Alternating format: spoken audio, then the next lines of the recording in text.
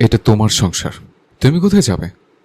আর আমি ওই পুতুলকে আমার সন্তানকে ছাড়তে পারবো না, তাই আমি আমার স্ত্রীর সন্তানকে নিয়ে বাড়ি ছেড়ে চলে যাব। লুৎফা তালুকদার অবাক চোখে ছেলের দিকে তাকালো। তার এই ছেলে পুতুলের জন্য মা বাড়ি ছাড়তে চাইছে? এ তো মা ভক্ত ছেলে। তরতর করে পুতুলের উপর খুব ভালো তার। এতক্ষণে সমস্ত রাগ গিয়ে জমা হলো পুতুলের উপর। সে এটাই মানতে পারছে না এই মেয়ের জন্য তার ছেলে তার মুখে মুখে কথা বলছে, প্রতিবাদ করছে। ফুঁসে উঠে পুতুলের সামনে দাঁড়ালো। চুলের মুঠি ধরতেই যাবে তার আগে জায়ান পুতুলকে আড়াল করলো। ভুলেও এই জঘন্যতম কাজটা করো না মা, নয়তো তুমি তোমার ছেলের কাছে নিজের মাতৃত্বের সম্মান হারাবে। লুৎফা তালুকদার কয়েক পা পিছিয়ে গেল। ছলছল চোখে ছেলের দিকে তাকিয়ে ভাঙা গলায় বলল, জায়ান।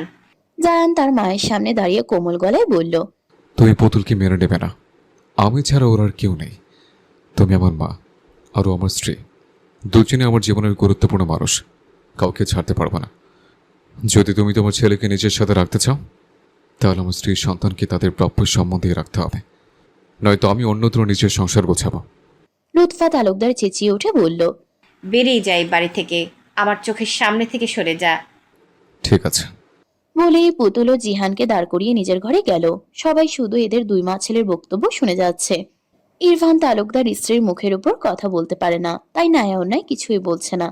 শুধুই নীরব শ্রোতার মতো শুনে যাচ্ছে ও দর্শকের মতো দেখে যাচ্ছে। ইরফান তালুকদার স্ত্রীর কাছে গিয়ে বসলো। বোঝানো সুরে বলল, তোমার ছেলে ওকে নিয়ে আসতে চায়, এখানে তুমি বাধা দেওয়ার কে? বাড়ি ছেড়ে কোথায় যাবে? জাহান্নামে চলে যাক।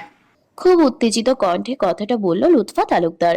ইরফান তালুকদার আর কিছু বলল না, ঘাড় দুলিয়ে নিজেও সোফায় বসে পড়ল। কিছুক্ষণ পরেই জায়ান নিজের ঘর থেকে বেরিয়ে এলো। মূলত সে তার ফোন আর গাড়ির চাবি নিতেই ঘরে গিয়েছিল। হাতের চাবিটা প্যান্টের পকেটে পুরে মায়ের সামনে দাঁড়িয়ে বলল, আসছে।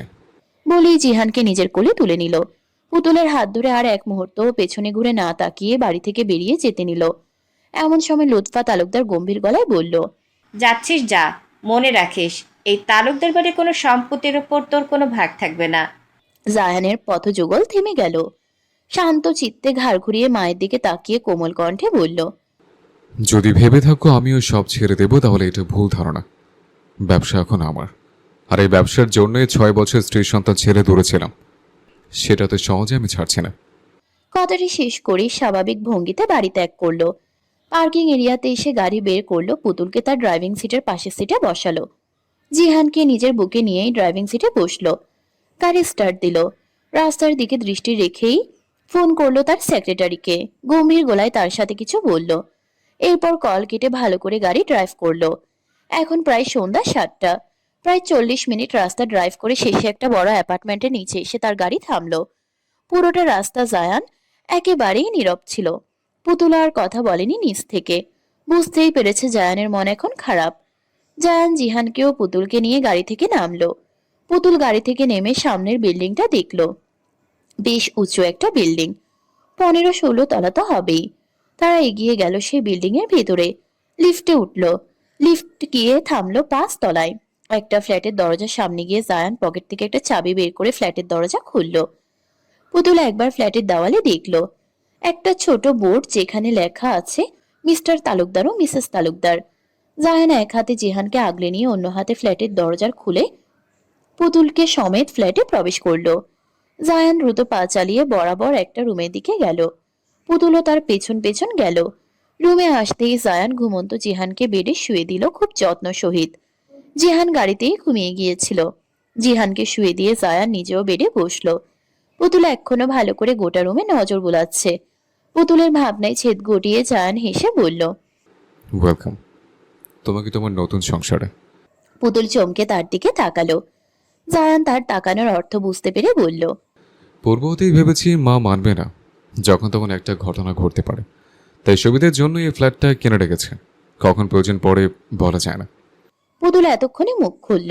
খানিকটা অপরাধী শোনালো তার কণ্ঠ। তাই বলে বাড়ি ছেড়ে আসবেন? কিছুদিন পর এমনিতে সব ঠিক হয়ে যেত। জায়ান বেড ছেড়ে উঠে দাঁড়ালো। পুতুলের সম্মুখে দাঁড়িয়ে স্বাভাবিক গলায় বলল, আমার মাকে আমি চিনি, কখনোই ঠিক হতো না। উল্টো তোমাকে অনেক কিছুই সহ্য করতে হতো। তার থেকে ভালো না দূরে থাকি, তো শান্তিতে থাকি। কিন্তু আপনার মাকে ছেড়ে? জায়ান পুতুলের বাহুতে নিজের 2 হাত রেখে বলল, আমি চলে এলে বড়জোর কয়েকদিন আমার মায়ের আমার জন্য খারাপ লাগবে? তার সব আছে, স্বামী, সন্তান, পরিবার। কয়েকদিন পর সব ঠিক হয়ে যাবে। কিন্তু আমি ছাড়া তোমাদের আর কে আছে? পুতুল শুনল, মাথা নেড়ে ব্যস্ত ভঙ্গিতে বেড়ে গিয়ে বসলো। জায়ান প্যান্টের পকেটে 2 হাত গুজে একবার জিহানকে দেখে বলল, ও তো ঘুমিয়ে গেছে। ভেবেছিলাম বাইরে থেকে কে আসবো। পুতুল দ্রুত 2 দিকে মাথা নেড়ে অসম্মতি জানিয়ে বলল, লাগবে না, আমিই রান্না করতে পারবো। মাত্রই বাড়িতে এসছে। আগে থেকে কোনো প্রস্তুতি ছিল না, তাই বাড়িতে কোনো বাচ্চার সাথে কিছুই নেই। রান্না করবে কিভাবে? জিহান, বাবা, ওঠো। জিহান একটু নড়েচড়ে আবারও ঘুমিয়ে পড়ল। জায়ান হতাশ হলো, হতাশ চোখে পুতুলের দিকে তাকালো। পুতুল আলমারি গোছাতে গোছাতে শান্ত গলায় বলল, এভাবে উঠবে না, বলুন। দেখো তোমার জন্য কি এনেছি, উঠে যাবে। জায়ান ভ্রু নাচিয়ে একবার ভাবলো, আসলেই উঠবে নাকি? পুতুলের মতো করে বলতেই জিহান চোখ পিটপিট করে তাকালো। পুতুল হেসে ফেলল। জায়ান অবাক চোখে দেখলো, বাহ, কাজ হয়েছে তো। জিহানকে উঠিয়ে বসালো। জিহান ভালো করে আশেপাশে দেখলো, কোথায় আছে চেনার চেষ্টা করলো। চিনতে না পেরে জায়ানকে প্রশ্ন করলো। আমরা কোথায় আছি? জায়ান হেসে বলল, আমরা আমাদের নতুন বাড়িতে আছি। নতুন বাড়ি? এবার ওঠো বাবা, অনেক রাত হয়েছে। কিছু খেয়ে আবার ঘুমাবে। বলেই টেনে তুললো জিহানকে। জায়ান বাইরে থেকে খাবার এনেছে। পুতুল আপাতত টুকিটাকি নতুন বাড়িটাকে নিজের মতো করে গুছাচ্ছে। জায়ান জিহানকে নিয়ে ফ্রেশ করিয়ে আনলো। ডাইনিং টেবিলে বসে পুতুলকে ডাকলো। পুতুল, অনেক হয়েছে, এবারে খেতে আসো। পুতুল পাশের ঘর থেকে বেরিয়ে এলো। কোমরে তার শাড়ির আঁচল গোজা, মুখ ঘেমে আছে। জায়ান অপলক দৃষ্টিতে তাকিয়ে দেখলো পুতুলকে। বরাবরের মতোই তার নজর কাড়ল পুতুলের সেই নীলমণির চোখ জোড়া। অধরে তার মিষ্টি হাসি খেলে গেল। আমি হাত মুখ ধুয়ে আসছি। ঠিক আছে। পুতুল হাত মুখ ধুতে চলে গেল। কিছু সময় পর ফিরে এলো। জায়ানের পাশের চেয়ারে বসলো। জায়ানের এনে দেওয়া খাবার একে একে 3 জনের প্লেটে দিল। জায়ান অন্য প্লেটের খাবার সরিয়ে একটা প্লেট নিয়ে বলল, ওটা লাগবে না, আমি জানকে খাইয়ে দিচ্ছি। পুতুল হেসে মাথা নাড়ল। বাবা তার ছেলেকে খাইয়ে দিতে চাইছে, দিক। পুতুল আর অপেক্ষা করলো না, তারও খুব খিদে পেয়েছে। এরা বাপ ছেলে একসাথে খেতে থাকুক আর পুতুল নিজের পেট বাঁচাক। সে খেতে শুরু করলো। জায়ান প্লেটে খাবার লোকমা করে জিহানকে খাইয়ে দিতে লাগলো যত্ন নিয়ে। জিহানও খুশি মনে খেতে লাগলো। জায়ান জিহানের মুখে খাবার দিতে দিতে পুতুলের উদ্দেশ্যে বলল, কাল থেকে 2 জন মেয়েট আসবে, বাড়ির সমস্ত কাজ তারাই করে দেবে। শুধু রান্নাটা একটু তুমি করে নিও। আমি মেয়েটদের খাবার খেতে পারি না, ঠিক রুচি আসে না। পুতুল খাওয়া থামিয়ে চোখ তুলে তাকালো। মুখের ভাতগুলো গিলে নিল দ্রুত। প্রশ্ন করলো, কাজের লোকের কি দরকার? তোমাকে কিছুই করতে হবে না, বলেছিলাম না রানী করে রাখবো। পুতুল শুনল না, জোর বিরোধিতা জানিয়ে বলল, লাগবে না, আমি একাই পারবো। আমার সংসারের সব কাজ আমিই করব, কারো প্রয়োজন নেই। জায়ান বাঁকা হাসলো। বাঁকা হেসে বলল। মেয়ে কাজে লোক বলে কি ভয় হচ্ছে নাকি? পুতুল চোখা নজরে তার দিকে তাকালো। ঠিক করে তার কথার অর্থ বুঝতে পেরে একটু বিরক্তি প্রকাশ করে বলল, তেমন কিছুই না, আমি কাজ করতে জানি, আমার কোনো কাজের লোক লাগবে না। আচ্ছা, আসবে না। জায়ানের পেটের উপর বসে আছে জিহান, আর জায়ানের পাশে পুতুল শুয়ে শুয়ে দুজনের কার্যকলাপ দেখছে। একবার দেওয়াল ঘড়ির দিকে তাকালো। রাত 1:30 বাজে, অথচ এরা এখনো গল্পই করে যাচ্ছে। পুতুল একটু পরপর শুধু হাই তুলে যাচ্ছে। জায়ান এবারে জিহানকে নিজের পেট থেকে নামিয়ে নিজের পাশে শুয়ে দিয়ে বলল, অনেক হয়েছে আব্বু, এবারে ঘুমাও, কাল বাবা অফিস যাব। জিহান জায়ানের গলা জড়িয়ে ধরল। চোখ বন্ধ করলো। কিছুক্ষণের মধ্যেই জিহান গভীর ঘুমে তলিয়ে গেল। জায়ান যেন এটারই অপেক্ষায় ছিল। জিহান ঘুমাতেই তাকে একপাশে সরিয়ে নিজে পুতুলের পাশে শুয়ে পড়ল। আলতো করে জড়িয়ে ধরল পুতুলের কোমর। পুতুল হকচকিয়ে উঠল, ছটফট করে উঠল।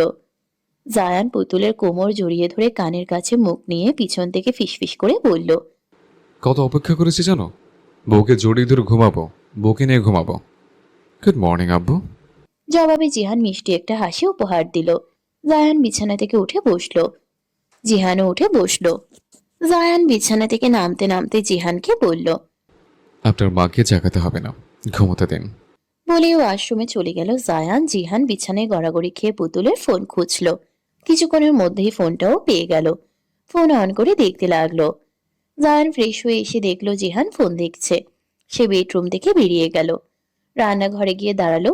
কোমরে 2 হাত রেখে পুরো রান্নাঘর খুব তীক্ষ্ণ নজরে পর্যবেক্ষণ করলো। কফি পাউডার খুঁজলো। ক্যাবিনেটের উপর কফি পাউডারের বোতল তার চোখে পড়ল। খুঁটিনাটি টুকিটাকি সে করতে পারে, সিঙ্গাপুর থেকে কিছু কিছু রান্না সে শিখেছে। কথা হচ্ছে সে রান্নাটা করবে কি, বাড়িতে তো কিছুই নেই। এক মগ কফি বানিয়ে রান্নাঘর থেকে বেরিয়ে এলো। কফিটুকু খেয়ে শেষ করলো, ঘর থেকে গিয়ে গাড়ির চাবি নিয়ে এলো। এখন একটু শপিং মলে যাবে, নাস্তা তো আনতে হবে। জায়ানকে গাড়ির চাবি নিতে দেখে জিহান বাঁকা চোখে কিছুক্ষণ তাকিয়ে থেকে ফট করে হাতের ফোন বিছানায় ফেলে বসলো। জায়ানকে গাড়ির চাবি নিতে দেখে জিহান বাঁকা চোখে কিছুক্ষণ তাকিয়ে থেকে ফট করে হাতের ফোন বিছানায় ফেলে উঠে বসলো। জায়ানের পিছু নিয়ে ড্রয়িং রুমে গেল। জিহানকে দেখে জায়ান ব্রুকুচকে প্রশ্ন করলো, কি হলো? তুমি কোথায় যাচ্ছ? জায়ান মাথা নেড়ে ট্রাউজারের পকেটে 2 হাত গুজে শান্ত গলায় বলল, তোমাদের জন্য খাবার আনতে যাচ্ছে। আমিও যাব। তুমি কি করবে? বাড়িতেই থাকো, বাবা তোমার জন্য অনেক কিছু নিয়ে আসবো। জিহান শুনল না, জোর বায়না ধরে বলল। না না, আমি যাব। জায়ান হাসলো। আচ্ছা চলো, তোমাকে আগে ফ্রেশ করে আনি। বলেই জিহানকে কোলে নিয়ে আবারও বেডরুমের দিকে হাঁটা ধরলো। প্রথমেই জিহানকে ফ্রেশ করে তারপর কাবার থেকে জিহানের একটা প্যান্ট ও শার্ট নিয়ে তাকে পরিয়ে দিল। এগুলো গতকালকেই জায়ান রাতে এনেছিল। জিহান ও পুতুলের কোনো জামা কাপড়ই ছিল না এখানে। আর ওই বাড়ি থেকে আসার সময় জায়ান কিছুই আনেনি, বলতে গেলে এক কাপড়ে বাড়ি ছেড়েছে। তাই পুতুল ও জিহানের পরার জন্য কাল রাতে কয়েক জোড়া জামা কাপড় কিনে এনেছিল। জিহানকে রেডি করে জায়ান একবার ঘুমন্ত পুতুলকে দেখলো। পুতুল এখনো গভীর ঘুমে আচ্ছন্ন। জায়ান আর তাকে ডাকলো না। জিহানকে নিয়ে বেরিয়ে পড়লো। যাওয়ার আগে ফ্ল্যাটের দরজাটা বাইরে থেকে লক করে গেল।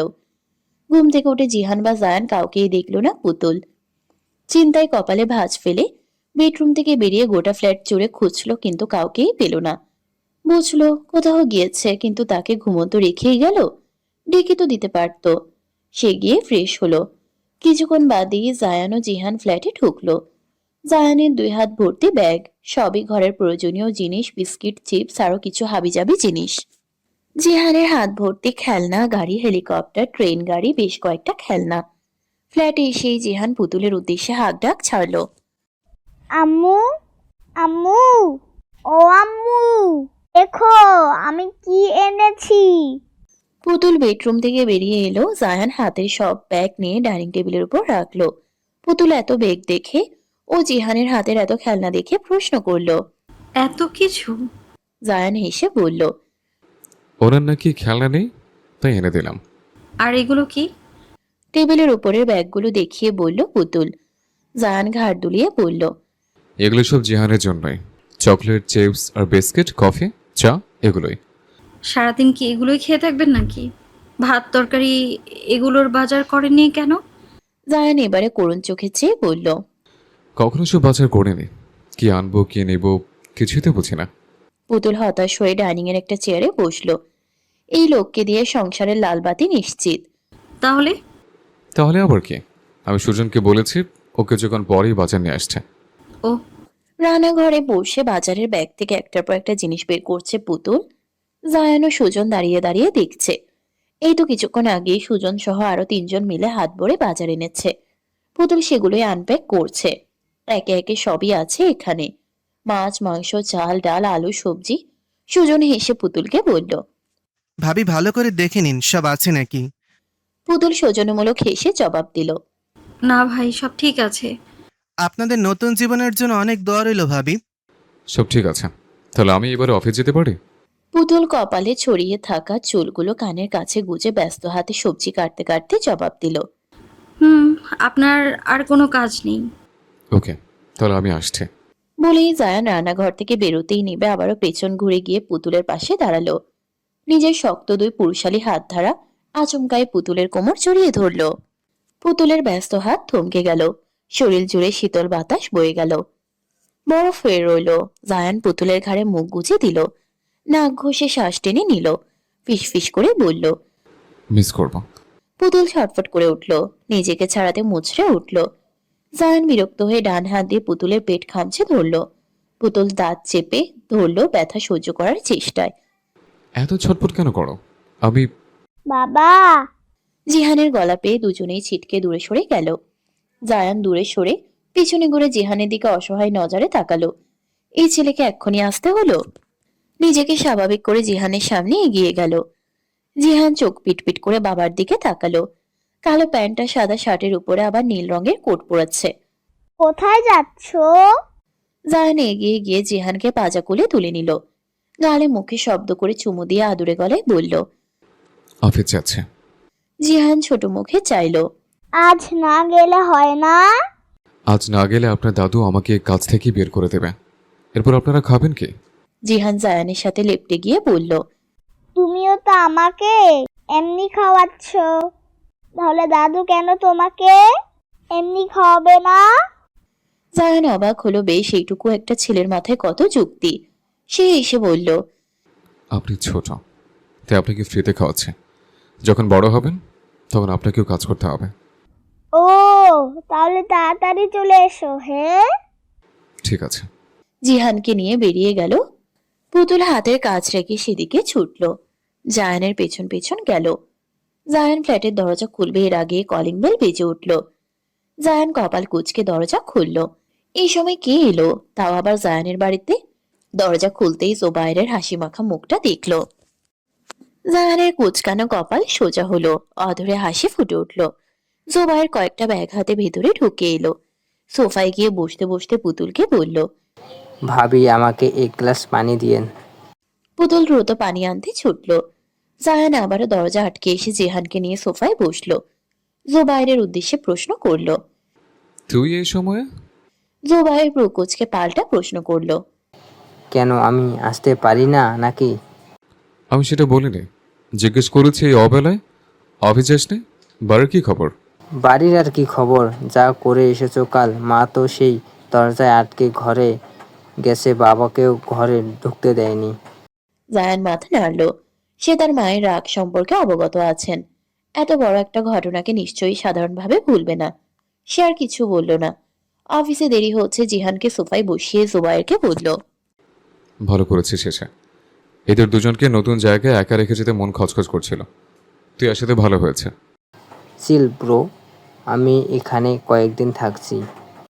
আচ্ছা তাহলে থাক, আমি আসছি। জিহানের মাথায় হাত বুলিয়ে আদর করে আদুরে গলায় বলল। আব্বু আসছে, সাবধানে থেকো। দেখতে দেখতে চোখের পলকে কেটে গেল কয়েকটা মাস। সময় কিভাবে চলছে সেটা সেই ভালো জানে। আজ সন্ধ্যায় জায়ান মাত্রই বাড়িতে এসেছে। জায়ানের কাছে ফ্ল্যাটের এক্সট্রা চাবি আছে। সে সেটা দিয়ে ফ্ল্যাটে ঢুকে কলিং বেল বাজানোর প্রয়োজন মনে করে না। ফ্ল্যাটের দরজা খুলে ভেতরে ঢুকতেই দেখলো তার বড় বোন ঝুমুর তালুকদার ড্রয়িং রুমের সোফায় জিহানকে কোলে নিয়ে বসে আছেন। জায়ান প্রচন্ড রকমের অবাক হলো। অবিশ্বাস্য নিয়ে তার দিকে এগিয়ে গেল। হাতের কোটটা সোফায় রেখে অবাক হয়ে প্রশ্ন করল। আপু তুমি? ঝুমুর জায়ানের চোখের দিকে তাকালো। তার মুখ দেখে বোঝা যাচ্ছে তাকে দেখে জায়ান বেশ অবাক হয়েছে। ঝুমুর হেসে জিহানকে আরেকটু আলতো করে জড়িয়ে ধরে বলল। ভাইয়ের বাড়িতে এলাম, ভাতিজাও ভাইয়ের বউকে দেখতে। আমি খুব খুশি হয়েছি আপু। ঝুমুর প্রাণ খুলে হেসে বলল। তাই বুঝি? কই একদিনও তো নিজে থেকে ফোন করে কিছু বললি না? জায়ান মাথাটা নিচু করে ফেলল। কণ্ঠকে খাদে নামিয়ে বলল। ভয় বলেনি, যদি ভুল ভাবো তাই। ঝুমুর ভ্রু নাচিয়ে বলল। ভয় কিসের? না মানে মা তো তোমাকে বলেছে। মা আমাকে বলেছে, আমি অবশ্যই তেমন কিছু বলিনি, উল্টো মাকে বুঝিয়েছি।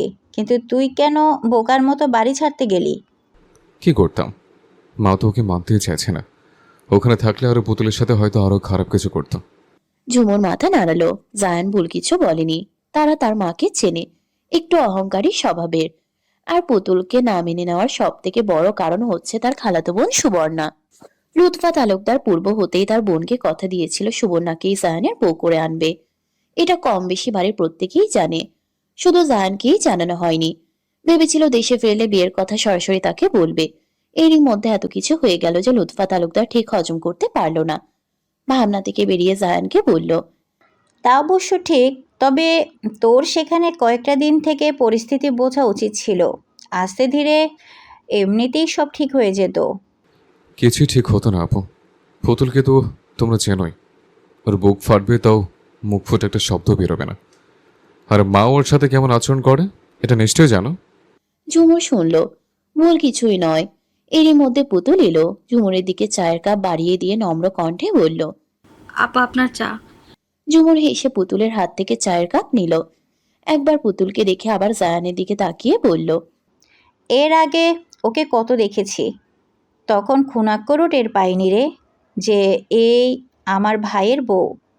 এত বড় কবে হলি, গোটা একটা ছানাসহ বউকে লুকিয়ে রাখলি? জায়ান হালকা হাসলো। 6 বছর আগের কথা কেউ জানে না, সবাই জানে পুতুলকে সে আগেই বিয়ে করেছিল। মূলত জায়ান এই বিষয়টা মূলত জায়ান এই বি- মূলত জায়ান ওই বিষয়টা পুরোপুরি গোপন করেছে। সে চায় না এই বিষয়ে পরিবারের কেউ জানুক, শুধুমাত্র জোবায়ের বাদে। জোবায়ের উপরে তার পুরোপুরি আস্থা আছে যে সেই কথা আর কাউকেই বলবে না। ঝুমুর আবার বলল।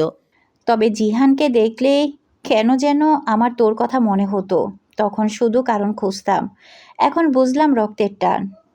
রক্তের টান তোমাদেরকে টানে, তাহলে আমার মাকে কেন টানে না? প্রচন্ড পরিমাণের আক্ষেপ নিয়ে প্রশ্নটা করলো জায়ান। ঝুমুর ভাইয়ের মলিন মুখটা দেখলো, মুহূর্তেই তারও হাসি হাসি মুখটা থমথমে হয়ে গেল। জায়ানের ভেতরটা হাঁসফাঁস করে উঠল। বাড়ির সবাই পুতুলকে মেনে নিয়েছে, এমনকি এর মাঝে ইরফান তালুকদার ও সাজিদ তালুকদার এসে কয়েকবার জিহান ও পুতুলকে দেখে গেছে। বাড়ির আর কেউ অমত করেনি জায়ানের সিদ্ধান্তকে, শুধুই লুৎফা তালুকদারই মানছে না। তারা একই কথা, পুতুলকে ছাড়লে জায়ান তালুকদার বাড়িতে একেবারের জন্য জায়গা পাবে, নয়তো সে বাড়িতে থাকতে পারবে না। ইরফান তালুকদার নাতির মুখ চেয়ে ছেলেকে মাফ করেছে।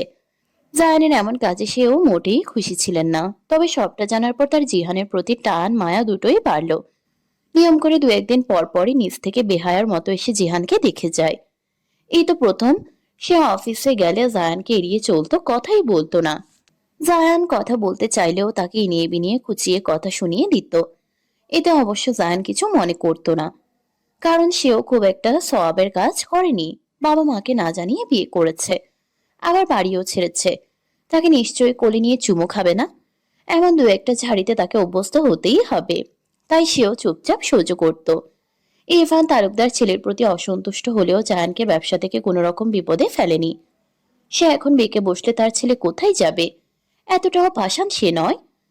তাই তার এই নীরব প্রতিবাদ। তবে একদিন হঠাৎ করেই সকালে জায়ানের ফ্ল্যাটে বেহায়ার মতো হাজির হলো ইরফান তালুকদার। তাকে দেখে জায়ান ও পুতুল এতটাই অবাক হয়েছিল যে প্রায় আধ ঘন্টা দুজনেই চুপ করেছিল, কিছু বলার মতো ভাষাই খুঁজে পায়নি। ইরফান তালুকদারও এতটাই দাম্ভিক মানুষ ছিলেন, সেও আর জায়ানের সাথে কোনো কথা বলেননি। তবে পুতুলকে অবহেলা করেনি, পুতুলকে যথেষ্ট সম্মানের সাথে ভালো আচরণ করেছে এবং পুরোটা বেলা সে জিহানের সাথেই কাটিয়েছে। জায়ান যেন এতেই খুশি ছিল। এরপর থেকে প্রায়ই ইরফান তালুকদার নাতির টানে জায়ানের ফ্ল্যাটে আসে। জায়ানের ভাবনায় ছেদ পড়ল ঝুমুরের কথায়। মন খারাপ করিস না, দেখিস সব ঠিক হয়ে যাবে, শুধু একটু সময়ের অপেক্ষা। হুম, কখন এসছো তুমি? এই তো বিকেলে এসেছি, গতকাল বাড়িতে এসেছি, আজ দুপুরে জুবায়েরের থেকে তোর ফ্ল্যাটের ঠিকানাটা নিলাম, পরে বিকেলে এখানে। জায়ান খুশি মনে সোফার সাথে হেলে বসলো। পুতুল রান্নাঘরে চলে গেছে কিছুক্ষণ আগেই। মূলত ঝুমুর আশায় সে তার জন্যই রান্নায় ব্যস্ত। জিহান অন্য সময় হলে জায়ানকে দেখা মাত্রই তার উপরে ঝাঁপিয়ে পড়তো, তবে আজ সে ঝুমুরকে পেয়ে সব ভুলে বসেছে। ঝুমুরের সাথে তার বেশ ভাব জমেছে। জায়ান ছেলেকে তার ফুপির সাথে এতটা মিশতে দেখে খুব ভালো লাগলো তার কাছে। মনে মনে ভাবলো জিহানকে দিয়েই তার মায়ের রাগ ভাঙাবে। ঝুমুর জিহানকে দেখিয়ে বলল। তুই এই ছেলেকে ছেড়ে এত বছর কিভাবে ছিলি, খারাপও লাগেনি? তোমার বাপের জন্যই সব হয়েছে। সে আমাকে সিঙ্গাপুর না পাঠালে আমি স্ত্রীর সন্তান নিয়ে ভালোই থাকতাম। হ্যাঁ হয়েছে, যা ফ্রেশ হয়ে আয়। বাহির থেকে এসে কিভাবে ফ্রেশ না হয়ে বসে আছিস? আপা, আজ থেকে যান। ঝুমুর চেয়ার ছেড়ে উঠতে উঠতে বলল। না গো, আজ আর না, তোমার দুলাভাই নিতে আসবে, এখান থেকে আগে বাড়ি যাব, তাকে বলে আসেনি তো? বলেই তার ভ্যানিটি ব্যাগ হাতে নিল, দরজার দিকে এগিয়ে গেল। সায়ান জিহানকে কোলে নিয়ে তার সাথে এগিয়ে গেল। পুতুলও গেল দরজা পর্যন্ত। ঝুমুর পুতুলের গালে হাত রেখে বলল। আমার ভাইয়ের পছন্দ আছে, দোয়া করি খুব সুখে থাকো। আর হ্যাঁ, জায়ানের সাথে আমার বাড়িতে যাবে কিন্তু। এই জায়ান, এই জায়ান, ওকে নিয়ে যাবি আমার বাড়িতে। আচ্ছা, নিয়ে যাব। ফুপি আমি যাব। জিহানের প্রশ্নে তিনজনেই শব্দ করে হেসে ফেলল। ঝুমুর হেসে জায়ানের কোল থেকে তাকে নিজের কোলে নিয়ে গালে শব্দ করে চুমু খেয়ে বলল, আমার আব্বার না গেলে কি আর হবে নাকি? তুমিই তো সবার আগে যাবে। আপা চলে গেছে? জায়ান মাথা নেড়ে বেডে শুতে শুতে বলল। হ্যাঁ, একেবারে গাড়িতে উঠিয়ে দিয়ে এসছে। পুতুল শুনল, নিজেও জায়ানের পাশে শুয়ে পড়ল। ঘুম পেয়েছে খুব, রাত 11টা বাজে। জিহান ঘুমিয়েছে কিছুক্ষণ আগেই। জায়ান পুতুলকে জড়িয়ে ধরল, শান্ত গলায় বলল, একটু মাথায় হাত বুলিয়ে দিবে? চুলগুলো টেনে দাও, মাথাটা ব্যথা করছে। পুতুল শুনল, জায়ানের দিকে মুখ করে শুল।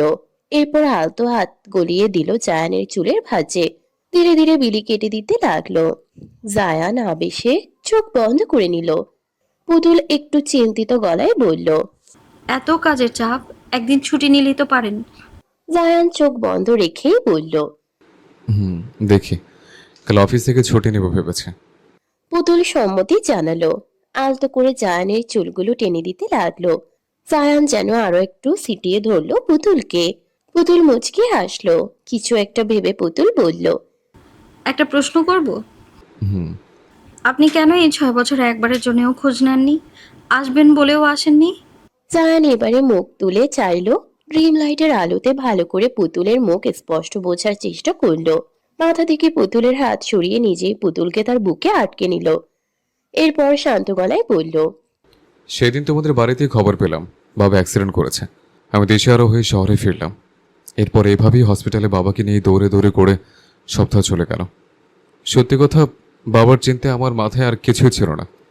ডক্টর বলল বাবা কোমায় যেতে পারে। আমরা সবাই খুবই চিন্তায় পড়লাম। এমন একটা পরিস্থিতিতে তোমার কথা আমি আর বলতে পারিনি।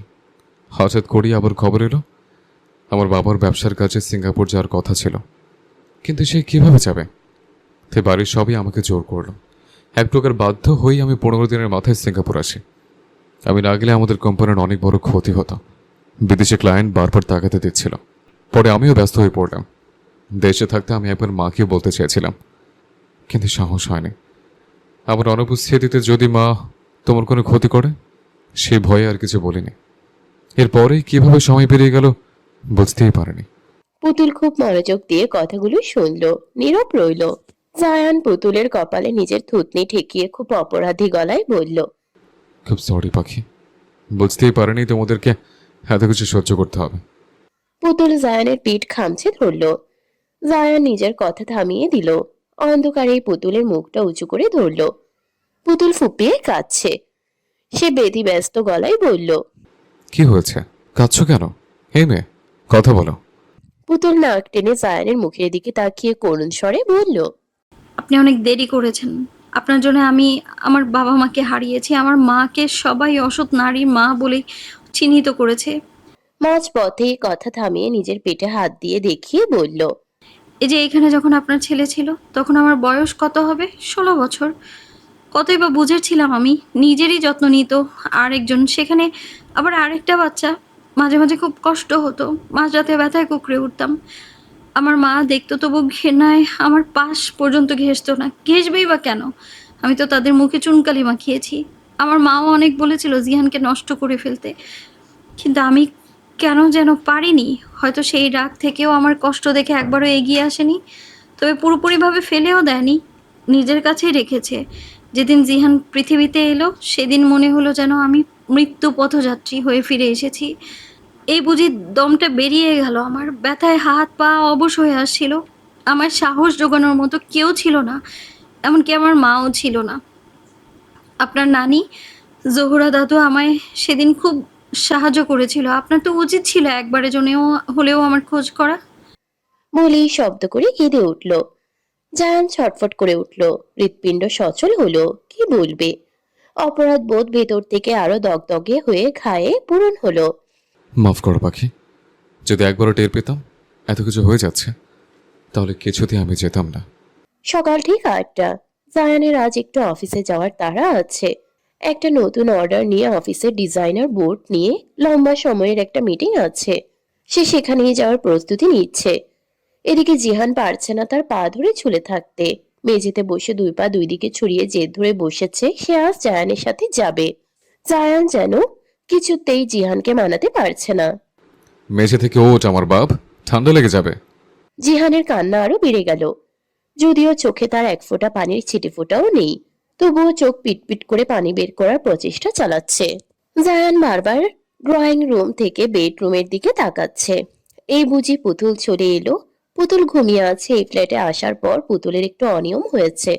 এই যেমন এখন শুধুই দুপুরে ঘুম পায়, আবার সকালেও দেরিতে ঘুম ভাঙে।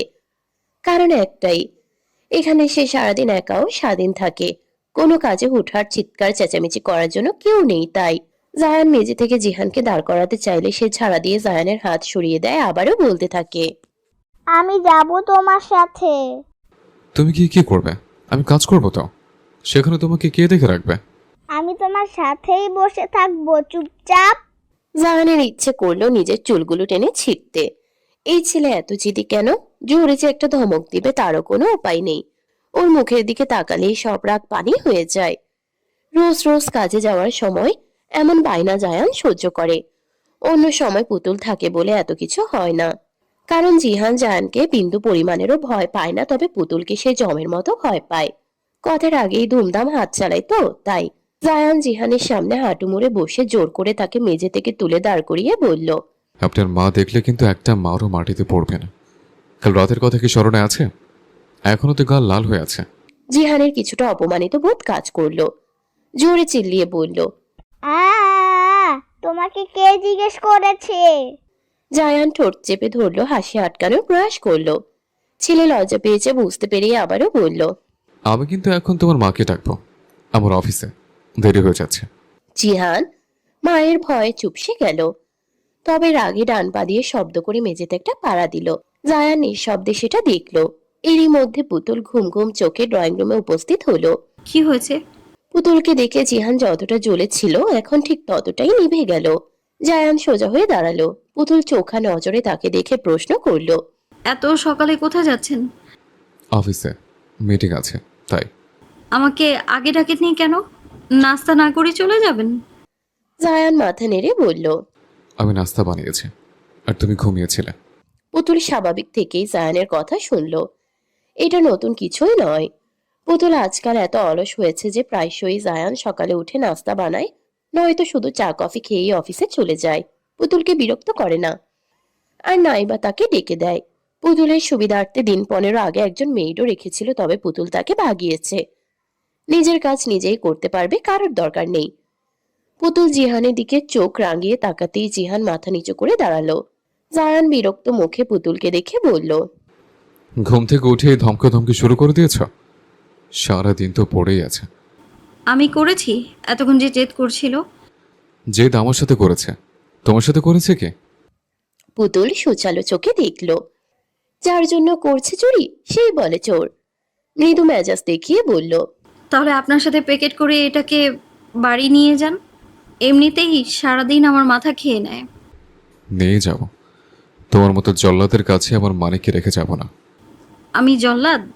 তারা থেকে আমার সম্মুখে তুমি আমার ছেলেকে মেরে ধীরে আধমরা করে ফেলো, আর আমার অগোচরে কি করো সেটাকে আমি বুঝি না?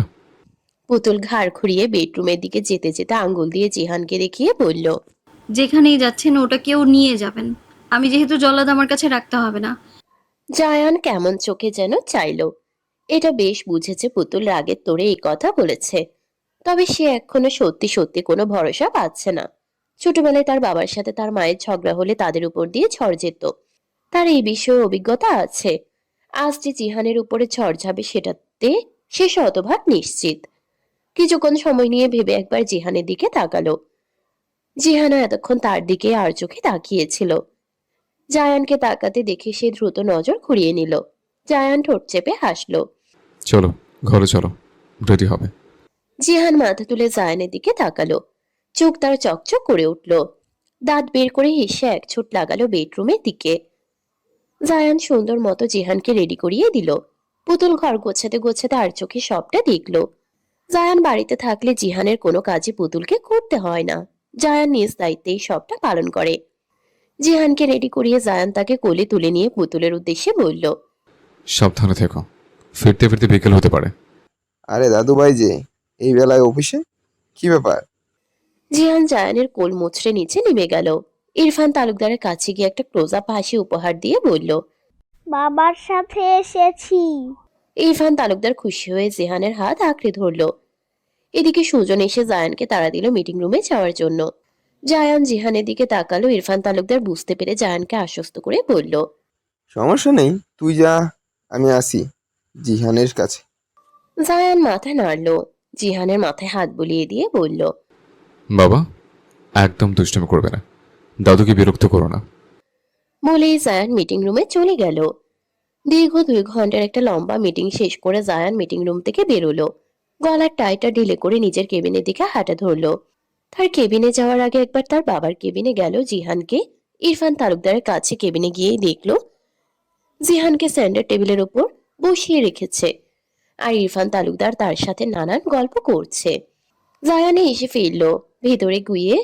ভেতরে ঢুকে গিয়ে একটা চেয়ার টেনে বসলো। ইরফান তালুকদার বাঁকা চোখে চেয়ে প্রশ্ন করলেন, ব্রেকফাস্ট করেছিস? জায়ান 2 দিকে মাথা নেড়ে না বোঝালো। ইরফান তালুকদার ফোঁস করে একটা শ্বাস ছেড়ে তার সেক্রেটারিকে ডাকলো। খাবার আনতে বলে পাঠিয়ে দিল। এমন সময় ইরফান তালুকদারের কেবিনে ইফাত ও সাজিদ তালুকদার প্রবেশ করলো। ইফাতকে দেখে জায়ানের কপালটা খানিক কুঁচকে এলো। ইফাতও একই কাজ করলো। বর্তমানে দুজনের মধ্যে একটু ব্যবসা নিয়ে মনোমালিন্য চলছে। জায়ান কোম্পানির সিইও, এটা ইফাত মানতে পারছে না।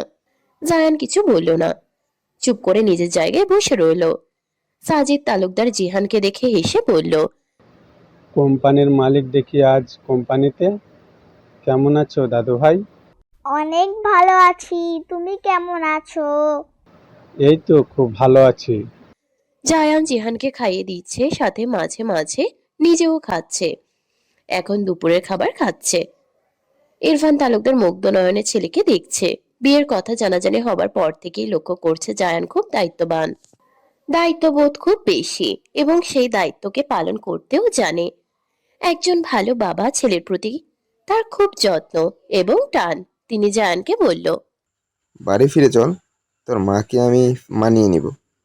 বাবা, মানিয়ে নেওয়া আর মেনে নেওয়ার মধ্যে অনেক পার্থক্য আছে।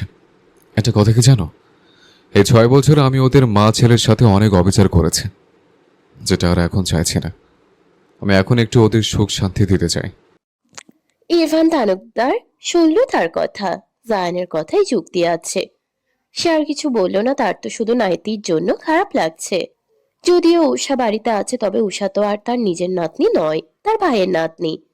আর জিহান তার বংশের প্রথম বাতি, তার নিজ সন্তানের ছেলে। এই বয়সে সবার ওই নাতি নাতনির প্রতি একটু বেশি ভালোবাসা মায়া থাকে। সেখানে তার বড় ছেলেও প্রথম নাতি। তার শখ যেন কোনো অংশেই কম নয়। এই নাতির মুখ চেয়েই তিনি জায়ানকে মাফ করে দিয়েছে। এত বড় একটা উপহারের বিনিময়ে একটু ক্ষমা করাই যায়। সময়টা রাত ঠিক 10টার ঘরে। পুতুল একেবারে রাতের খাবার শেষে একটু থালাবাটি ধুয়ে মাত্রই ঘরে এলো। ঘরে এসে দেখলো জিহান খাটে উবুর হয়ে শুয়ে শুয়ে টিভি দেখছে। টিভিটা কিছুদিন আগেই জায়ান এনেছে। জিহান আজকাল একটু ফোন বেশি দেখে, তাই ফোনের নেশা কমাতে টিভি এনে দিয়েছে। টিভিতে বর্তমানে কার্টুন চলছে। জায়ান ল্যাপটপ নিয়ে ঘরের এক কোণে থাকা ছোট সিঙ্গেল সোফায় বসে আছে। তীক্ষ্ণ নজরে কিবোর্ডের দিকে তাকিয়ে টাইপ করছে। পুতুল গিয়ে বিছানা ঠিক করলো। পাশ থেকে টিভির রিমোট নিয়ে আগে টিভি অফ করলো। টিভি অফ করতেই জিহান চোখ পিটপিট করে তার দিকে তাকাতেই পুতুলও শান্ত দৃষ্টিতে তার দিকে তাকালো। ব্যাস, জিহান চুপসে গেল। এখন এই কাজটা জায়ান করলে হয়তো এতক্ষণে জিহান বাড়ি মাথায় তুলে নিত। তবে পুতুলের শান্ত দৃষ্টিও তার কাছে ভয়ানক লাগে। তাই নিজেই আস্তে করে পায়ের কাছ থেকে কমফোর্ট টেনে নিজের গায়ে জড়িয়ে নিয়ে গুটিসুটি মেরে শুয়ে পড়ল। আপাত মস্তক নিজেকে ঠেকে নিল। কিছুক্ষণ পরে আবার ইঁদুরের মতো মাথা বের করে জায়ানের দিকে তাকালো। পুতুল এসে জিহানের পাশে শুয়ে পড়ল।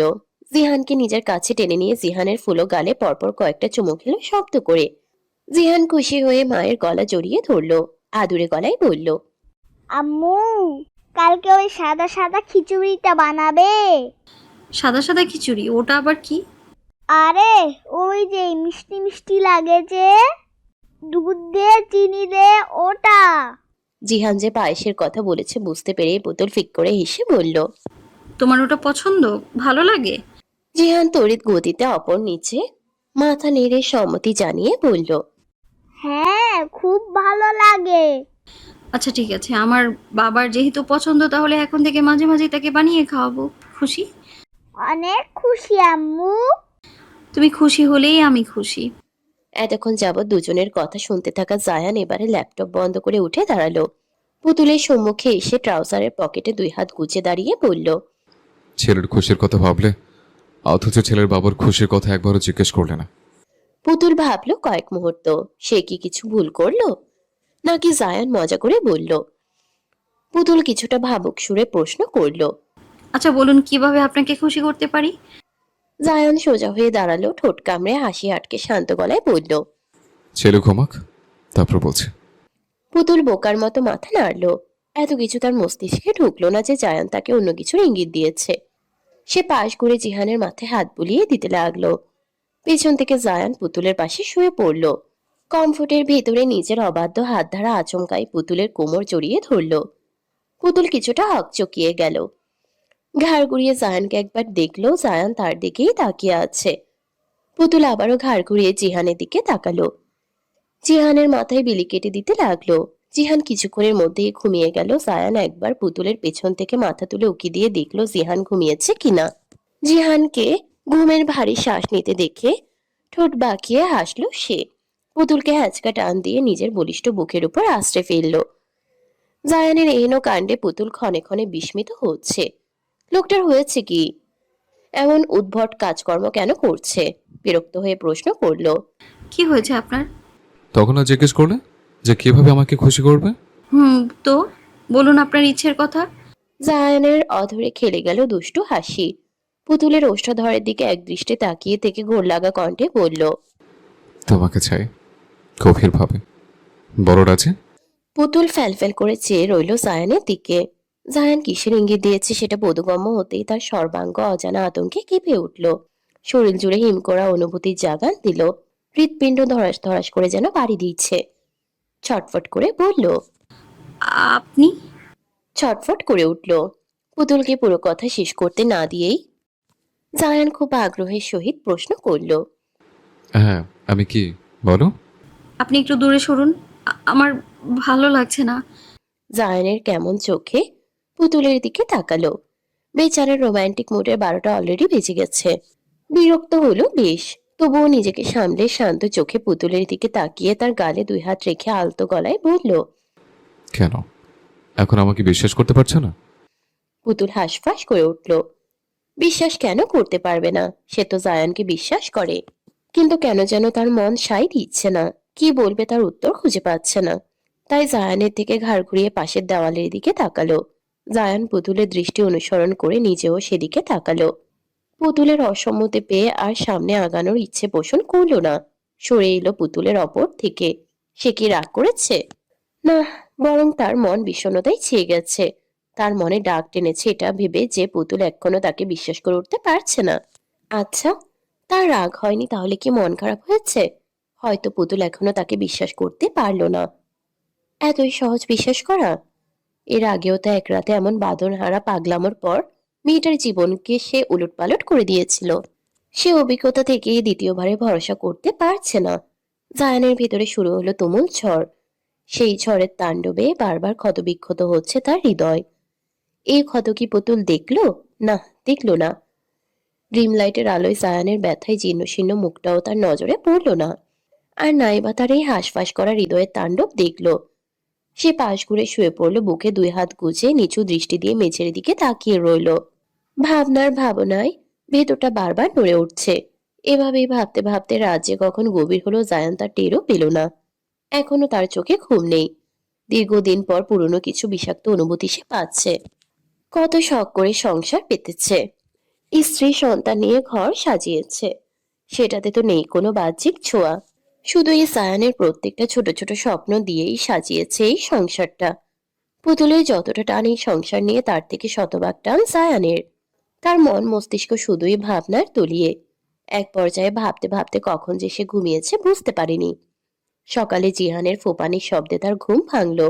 চোখ খুলে পাশে তাকাতেই দেখলো জিহান ফুপিয়ে ফুপিয়ে কাঁদছে। জায়ান দ্রুত গতিতে শোয়া থেকে উঠে বসলো। জিহানের মাথায় হাত বুলিয়ে প্রশ্ন করলো। কাঁদছো কেন আব্বু? কি হয়েছে? তোমার আম্মু আবার তোমাকে মেরেছে? জিহান ওপর নিচে মাথা নাড়ল। সকাল সকাল জায়ানের মেজাজটা বিগড়ে গেল।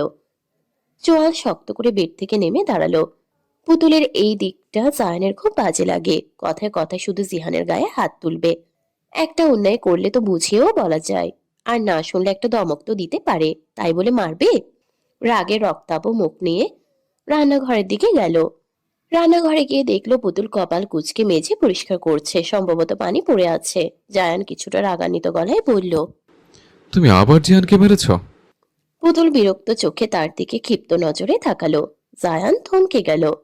জায়ান দেখলো পুতুলের সেই তীক্ষ্ণ দৃষ্টি। নীল রঙের চোখ জোড়া দেখে জায়ানের কথা গুলিয়ে গেল। অজান্তেই বুকের বাম পাশটায় ডান হাত চলে গেল। আমতা আমতা করতে করতে বলল। এভাবে তাকিও না, আমার হৃৎপিণ্ডটা থমকে যায়। পুতুল ছোট ছোট চোখে তাকালো। বিরক্ত লাগলো খুব। মেজাজ তার তুঙ্গে। একটু আগেই জিহান রান্নাঘরে এসে কিছু খুঁজতে গিয়ে রান্নাঘরের রেলিং এর উপরে থাকা এক জগ পানি সব ফেলেছে। টাইলসের রান্নাঘরে মেঝেতে যেন সব বোনা বইয়ে দিচ্ছে। যেখানে পা দিচ্ছে অমনি পিছলে যাওয়ার উপদ্রব। এই ছেলে দিনভর এটা ওটা করে তাকে জ্বালিয়ে মারছে। অসহ্য হয়ে জায়ানকে বলল। একদম ছেলের হয়ে সাফাই গাইতে আসবেন না। তুলে যে এক আছাড় দেইনি তার জন্য আপনার শুকরিয়া জ্ঞাপন করা উচিত। জায়ান যতটা জ্বলন্ত ছিল ঠিক ততটাই নিভে গেল। একবার ভালো করে রান্নাঘর পর্যবেক্ষণ করলো। ন্যাকড়া দিয়ে পানি পরিষ্কার করেও কোনো গতি পাচ্ছে না। বুঝলো ছেলে এমনি এমনি মার খায়নি, নিজেই হাঁটু ভেঙে বসে পড়লো। এদিক ওদিক তাকিয়ে আরেকটা ন্যাকড়া কুচলো, পেয়েও গেল। ন্যাকড়া দিয়ে নিজেও পানি পরিষ্কার করতে শুরু করলো। তুমি উঠে যাও, আমি করে দিচ্ছি। আপনি কেন এগুলো করছেন? উঠুন, আমি করে নিয়েছি। সমস্যা নেই, আমি করছি, ওঠো তুমি। জায়ান পুতুলের হাত থেকে ন্যাকড়া কেড়ে নিয়ে তাকে উঠিয়ে দিল। পুতুল মৃদু হাসলো। লোকটা দিন দিন খোলস ছেড়ে বেরিয়ে আসছে। নিঃসন্দেহে সে একজন যত্নবান পুরুষ। যত্নে ভরপুর। খুব যত্ন করতে জানে। ছোট ছোট বিষয়ে খুব নজর রাখে। পুতুলের প্রত্যেকটা সুবিধা অসুবিধা সে পরখ করে রাখে। জিহানের প্রতি জায়ানের যে যত্ন পুতুল দেখে সেটা আজ পর্যন্ত পুতুল কাউকে দেখেনি। জায়ান পারে তো সারাক্ষণ ছেলেকে কোলে নিয়ে নিজের বুকের মাঝে বেঁধে রাখে। বাড়িতে থাকলে বাবা ছেলের খুনসুটিতে বাড়িতে যেন মেতে ওঠে। হেসে সে নাস্তা বানাতে শুরু করলো। সে পূর্বেই রুটি বানানোর প্রস্তুতি নিয়েছিল, রুটির জন্য আটাও মেখেছে। এমন সময়ে পেছন থেকে জিহানের এই কাজে আটা রেখে জিহানকে ধুমধাম পিঠে কয়েকটা কিল দিয়ে ঘরে পাঠিয়ে দিয়েছে। এরপরেই মেঝে পরিষ্কার করতে লেগেছিল। জায়ান এখন কাজ করে দিচ্ছে, সে রুটি বেলতে শুরু করলো। জায়ান খুব সুন্দর মতো পুরোটা মেঝে পরিষ্কার করে ফেললো। বসা থেকে উঠে দাঁড়াতেই দেখলো তার ভাই জোবায়ের রান্নাঘরের দরজায় দাঁড়িয়ে তার দিকে অবিশ্বাস্য নজরে গোল গোল চোখে তাকিয়ে আছে। জায়ান নিজেও কেমন বরফ করা নজরে চেয়ে আছে, যেন থমকে গেছে। অস্বস্তিতে পড়ল। এত উন্নতি!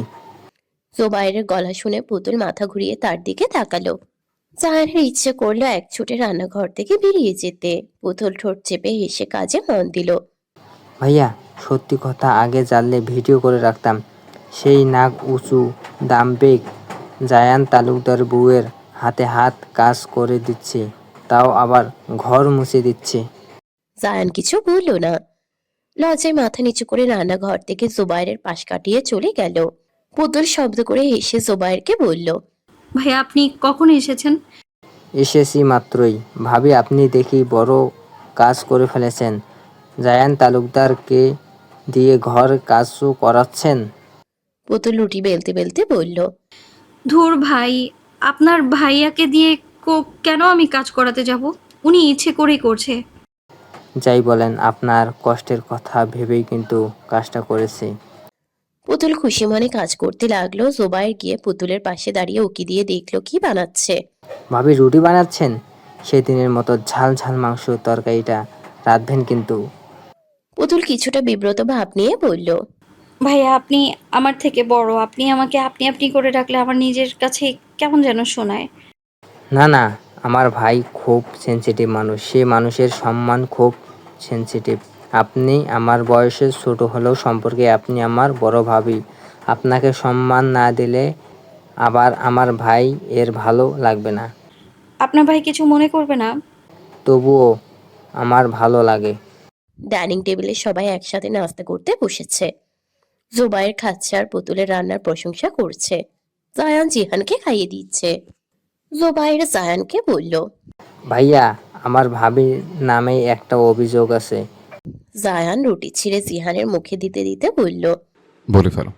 ভাবি শুধু আমার ভাতিজাকে মারে, কিছুক্ষণ আগেও নাকি মেরেছে। জায়ান মাথা নেড়ে সম্মতি প্রকাশ করে বলল। কি করব বলো? রোজ রোজ একই কথা বলতে বলতে আমি ক্লান্ত। নিজে থেকে না শুধরালে আমি কি করতে পারি? কথাটা শোনা মাত্রই পুতুল নিজের জায়গা থেকে উঠে জোবায়ের সামনে থাকা খাবারের প্লেট সরিয়ে নিল। জোবায়ের আহাম্মকের মতো পুতুলের দিকে তাকালো। পুতুল শান্ত গলায় বলল। আমার হাতে রান্না খেয়ে আবার আমার নামেই বদনাম করছেন? জায়ান নিঃশব্দে হাসলো। পুতুল আগের তুলনায় অনেকটা স্বাভাবিক হয়েছে। জায়ান নিঃশব্দে হাসলো। পুতুল আগের তুলনায় অনেকটা স্বাভাবিক হয়েছে। আগে সারাক্ষণ কেমন গম্ভীর হয়েই থাকতো, তবে এখন একটু একটু স্বাভাবিক। কথা বলে, নিজের সমস্যা বা কিছু প্রয়োজন হলে সেটা নিজ মুখে তাকে বলে। আবার জোবায়েরের সাথেও মাঝে মাঝে ঝগড়া বিবাদে লেগে থাকে। জোবায়ের একবার জায়ানের কাছে নালিশ করবে তো একবার পুতুল, আর জায়ান প্রত্যেকবারই পুতুলের সাইড নেবে। তবে জিহান প্রত্যেকবারই তার মাকে ছেড়ে চাচ্চুর সাইডে যাবে। এবারেও জায়ান বলল। তোর ভাতিজা এক জগ পানি ফেলেছে, আর সেগুলো আমি আর আমার বউ মিলে পরিষ্কার করেছে। জোবায়ের বাঁকা চোখে চেয়ে বলল। বউয়ের সাইড নিচ্ছ আবার? সেই তো তুমি কাজটা করলে, মাঝে আমার ভাতিজার মার খেলো, তার কি সমাধান? আপনি তো সারাক্ষণ এই বিচ্ছুর সাথে থাকেন না, তাই বোঝেন না। একবেলা থেকে আর কি বুঝবেন? 2 দিন থেকে দেখবেন, পরদিন পাগল হয়ে আমার বাড়ি ছাড়বেন। সব বাচ্চারাই দুষ্টু হয়। বাচ্চারা দুষ্টুমি না করলে কি আর বাচ্চার বাপ মা দুষ্টুমি করবে নাকি? পুতুল শুনল, হাত বাড়িয়ে জোবায়েরের প্লেট তার দিকে বাড়িয়ে দিয়ে বলল। বুঝতে পেরেছি আমার দোষ, এবারে বিচার সভা বন্ধ করে খান। স্যার আমাকে ডেকেছিলেন? জায়ান মাথা নেড়ে বলল। হ্যাঁ, আমার একটু উপকার করে দিতে পারবেন ইমাদ সাহেব? ইমাদ দ্রুত মাথা ঝাঁকিয়ে বলল। একবার বলেই দেখেন, নিজের সাধ্যমতো চেষ্টা করব। আপনার সাধ্যের বাহিরে আমি কিছুই চাইব না। কথা হচ্ছে, আমাকে একজন টিচার খুঁজে দিতে পারবেন আমার ছেলের জন্য, মহিলা টিচার। ইমাদ সাহেব একটু ভেবে বলল। এই যেমন অনার্স 2য় 3য় বর্ষের হলেই হবে। মানে আমার ছেলে লেখাপড়া মাত্রই শুরু করব। এখন তো বছর শেষের মাস, আগামী বছরে স্কুলে ভর্তি করব।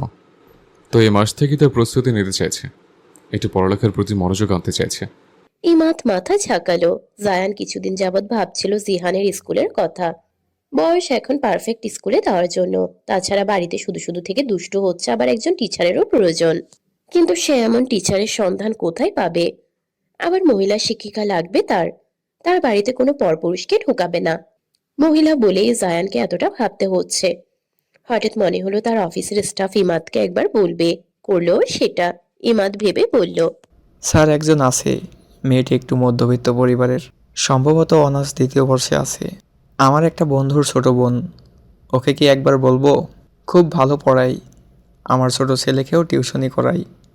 তাহলে বলে দেখুন, যদি রাজি হয় তাহলে আগামীকাল থেকে আসতে বলবেন। আমার বাড়ির ঠিকানা সূচনা থেকে নিয়ে নেবেন। আর স্যালারির কথা বলতে হবে না, আমি যথেষ্ট অ্যাফোর্ড দিব, কোনো সমস্যা নেই। ঠিক আছে স্যার, আমি একটু পরেই আপনাকে জানাচ্ছি তাহলে। ঠিক আছে, ধন্যবাদ আপনাকে। বিষয়টা নিয়ে একটু টেনশনে ছিলাম আমি, আপনি আমাকে টেনশন ফ্রি করলেন। ধন্যবাদ দিতে হবে না স্যার, আমি খুশি হয়েছি আপনি বলাতে। সন্ধ্যায় জায়ান বাড়িতে ফিরল। হাতে করে জিহানের জন্য পিৎজা আর কেক নিয়ে এলো। রোজকার একটা নিয়ম হয়ে দাঁড়িয়েছে এটা। বাড়িতে ফেরার সময়ে জিহানের জন্য কিছু না কিছু আনবেই। এটা জিহানের বায়না। সে খাবে না একটুও, যদি একটু একটু খাই তবে। কিন্তু তার চোখে যেন খাবার দেখাটাই শান্তি। পূর্বে তো আর এত খাবার খেতে পারেনি। এটাই নিয়ম, মানুষ যেটা পাবে না তখন সেটার প্রতি বেশি মন থাকবে। জিহানেরও ব্যতিক্রম কিছু নয়। সে খাবার নিয়ে খুব সিরিয়াস, তবে এখন খুব একটা খেতে পারে না বা খেতে চায় না। শুধু তার সামনে নিত্য নতুন খাবার দিচ্ছে, তাতেই সে সন্তুষ্ট। বর্তমানে সে সোফার অপরে তার অবস্থান। পিৎজা নিয়ে একটু মুখে দিচ্ছে তো 10টা প্রশ্ন করছে জায়ানকে। পুতুল সোফার এক কোণে বসে টিভি দেখছে, এদিকে তার কোনো নজর নেই। দুজনে যা ইচ্ছে করুক তাতে তার কি? সে এদের দুজনের মাঝে তৃতীয় ব্যক্তি। তাই নিজেই নিজেকে টিভি দেখাতে মনোযোগী করলো। জায়ান জিহানের মাথায় হাত বুলাতে বুলাতে বলল। অনেক দুষ্টুমি করেছ, কাল থেকে তোমার টিচার আসবে, রোজ বিকেলে পড়তে বসবে। জায়ানের এই কথাটা পুতুলের কান অবধি গেল। সে গুরুত্ব দিয়ে তার দিকে তাকালো। টিচার আসবে? আমাকে কিছু তো বলেননি। জায়ান তাকে বুঝিয়ে বলল। আসলে হঠাৎ করে আজ সকালে অফিসের একজনকে বললাম জিহানের জন্য একজন টিচারের কথা। সেই ঠিক করে দিল আগামী বছরে জিহানকে একটা ভালো স্কুলে অ্যাডমিশন নেব। ঢাকার মধ্যে সবথেকে নামকরা ব্রাঞ্চ এবং অধিক নামি দামি ইংলিশ মিডিয়াম স্কুল। যদিও ওখানকার প্রিন্সিপালের সাথে আমার চেনা জানা আছে, খুব ভালো। আমার ছেলে শুনলে এক কথায় অ্যাডমিশন দেবে। তবে আমি চাইছি অ্যাডমিশনের জন্য পুরো প্রস্তুতি নিক। আর এমনিতে স্কুলে ভর্তি করলে তো একজন টিচারও লাগতো, আগে থেকে না হয় ব্যবস্থা করলাম। পুতুল বুঝলো, সেও ভেবেছিল জায়ানকে বলবে জিহানের এই বিষয়ে, তবে লোকটা তার আগে সব ভেবে ফেলেছে। না, খুব কাজের লোক তো। জায়ানের কিছু একটা মনে হতেই পুতুলকে জিজ্ঞেস করলো। জিহানের বার্থ সার্টিফিকেট আছে? না। তোমারটা আছে? ছিল তো, হারিয়ে গেছে। কোথায় আছে জানি না। জায়ান ফোঁস করে একটা তপ্ত শ্বাস ছাড়লো। আবারও প্রশ্ন করলো। জিহানের এক্সাক্ট বয়স কত? পুতুল কিছুক্ষণ সময় নিয়ে ভেবে বলল। বর্তমানে 5 বছর 3 মাস চলছে। জায়ান ভ্রু নাচিয়ে বলল।